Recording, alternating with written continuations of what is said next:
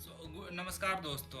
अगर आपने इस वीडियो पे क्लिक किया that means I am pretty sure कि आप या तो स्टॉक मार्केट में इंटरेस्टेड हो या तो स्टॉक मार्केट में आप ऑलरेडी ट्रेड करते होगे, इन्वेस्ट करते होगे ना। अगर मैं पूछूं कि स्टॉक मार्केट में जो प्राइस के मूवमेंट्स होते हैं वो कैसे होते हैं, so most of you will say that कि जो स्टॉक मार्केट में प्राइस के मूवमेंट्स होते हैं वो डिमांड एंड सप्लाई के अकॉर्डिंग होते हैं। अगर सप्लाई ज़्यादा होती है तो प्राइजेज नीचे जाते हैं, वाइस वर्सा अगर डिमांड ज़्यादा होता है तो स्टॉक के प्राइसेस ऊपर जाते हैं ना। It's definitely it's a correct answer. पर एट द सेम टाइम अगर मैं पूछूं कि जो प्राइस के मूवमेंट्स होते हैं, लेट्स से कि अगर 100 रुपीज़ पे कोई स्टॉक है और 5 पैसा का उसका टिक साइज है और वो बढ़कर 100.05 हो जाता है, या उल्टा साइड में अगर वो घट कर 99.95 हो जाता है, सो उसके पीछे का एग्जैक्ट मैकेनिज्म क्या है, क्यों होता है। And this is a very easy concept and fundamental concept of stock market. It lately I have found out that बहुत से लोगों को इसके बारे में एग्जैक्टली नॉलेज नहीं होता है और ओवरऑल जानते हैं। तो in this video I will explain you about this.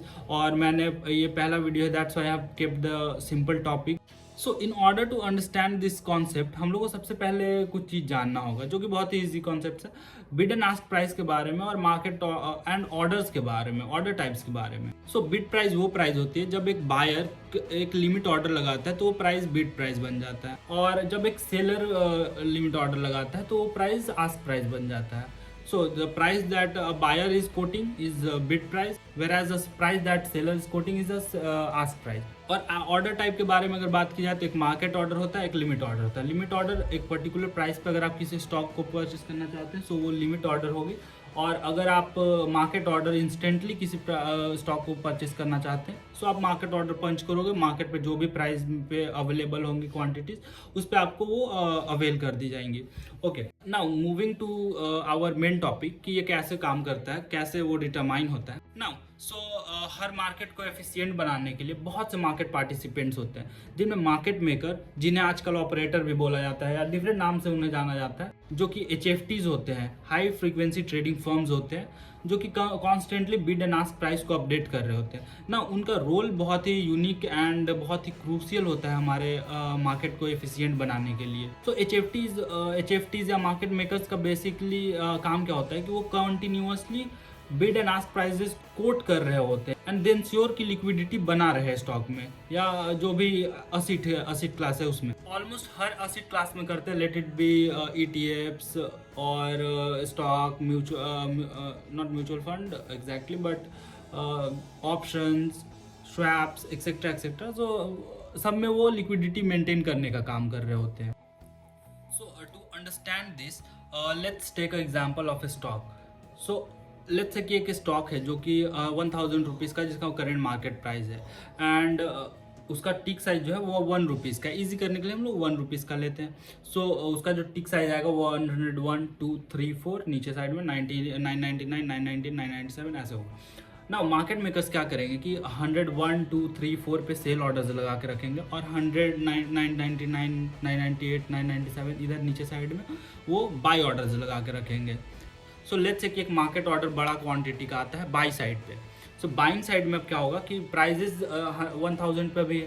सो 1000 पे अगर लेट्स से कि एक 1000 क्वांटिटी अगर बाई करने का ऑर्डर आया 1000 रुपीज़ पे 1000 क्वांटिटी, सो 1000 पे जितना क्वांटिटीज अवेलेबल होगा पहले फिल होगा, देन प्राइस स्लोली देखेगा नेक्स्ट कहाँ पे लिक्विडिटी अवेलेबल है फॉर बाइंग। तो वो 101 पे मार्केट मेकर्स ने ऑर्डर लगा के रखा है, सो 101 का कैप्चर करेगा लिक्विडिटी, फिर 2, 3 जहाँ पे वो ऑर्डर कंप्लीटली फिल होगा सो वहाँ पे वो प्राइस आकर रुकेगा। सो दिस इज हाउ प्राइस ऊपर जाता है। नाउ लेट्स से कि अब बाई ऑर्डर सारे खत्म हो गए, अब सेल ऑर्डर बच गए। सेल ऑर्डर अब क्या होंगे कि वो नीचे नीचे नीचे नीचे आके जहाँ पे भी फील होगा वहाँ पे वो प्राइस का वो करंट मार्केट प्राइस बन जाएगा। सो कॉन्सेप्ट इज दैट कि जो लिमिट ऑर्डर होते हैं उनसे मार्केट के प्राइजेस मूव नहीं होते, जो मार्केट प्राइस पे जो मार्केट ऑर्डर्स आते हैं उनसे प्राइजेस मूव करते हैं। So now let's talk थोड़ा सा about market makers. So basically market makers are not here to trade the market, but they are here to make a theoretically at least risk-free money on their capital through process called arbitrage. They are not here to take a lot of points, but they are here to trade on a very thin margin on a very huge scale, on a very huge quantity size through a process called arbitrage. Now what is arbitrage? Arbitrage में क्या होता है कि आपको पता होता है कि आप एक हायर प्राइस पे सेल करके किसी भी एसेट को लोअर प्राइस पे हमेशा खरीद सकते हो, या लोअर प्राइसेस पे खरीद के आप हायर प्राइस पे बेच सकते हो with zero risk involved in this. At least theoretically zero risk होता है, पर practically there are some risk associated with this too. Now तो बहुत लोग आप लोगों में से सोचोगे कि why market is rewarding them with 2 points every time.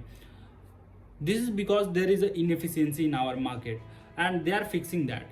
So inefficiency हमारे मार्केट में ये है कि हम जब मार्केट में जा रहे हैं किसी चीज़ को परचेज करने के लिए for example, so at the same moment sellers available है, पर क्या उतने सेलर्स हर मोमेंट पे अवेलेबल है? नहीं. So what market makers are doing that they are providing liquidity and they are fixing that problem, and जिसके लिए market is rewarding them with 2 point every time. In our example, हमारे example में क्या हो रहा था कि 1000 के ऊपर वो लोग सेल ऑर्डर्स बहुत से लगा के रखे थे, 1000 के नीचे वो लोग बाय ऑर्डर्स बहुत से लगा के रखे थे. सो अगर आपको परचेस करना है तो आप कभी भी परचेस कर सकते हो, हमेशा वहाँ पे क्वांटिटीज अवेलेबल है, जहाँ पे आपको खरीदना वहाँ पे. So this is the reason why market is rewarding them.